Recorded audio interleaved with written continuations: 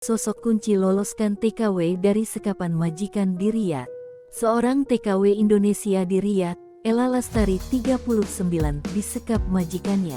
Berkat usaha keras Anjani Febriani, 20, TKW asal Kabupaten Garut itu lolos dari penyekapan.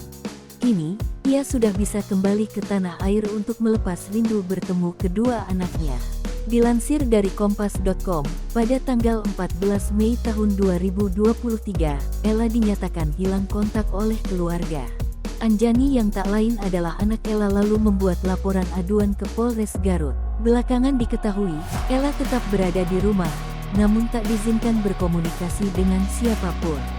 Majikan Ella di Riyadh meminta tebusan senilai 80 juta rupiah untuk memulangkan Ella ke tanah air. Majikannya sempat dihubungi kepolisian setempat hingga akhirnya dijemput polisi pada Kamis, tanggal 17 Juni tahun 2023. Selama disekap, Ella mendapat perlakuan tidak menyenangkan dari majikannya hingga tak kuasa untuk berbagi cerita.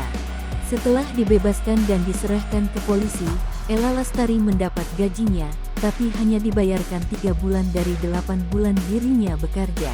Ella akhirnya pulang ke tanah air bersama 3 tenaga kerja wanita lainnya asal Jawa Barat. Ia mengaku sempat syok saat pertama kali dievaluasi oleh pihak keamanan dari rumah majikannya pada Juni tahun 2023. Namun, kondisinya saat ini jauh lebih baik dibandingkan dengan kondisinya 2 bulan yang lalu. Sementara itu anak Ella, Anjani mengatakan sudah mendengar rekaman suara sang ibu saat pertama kali kontak kerabatnya di tanah air.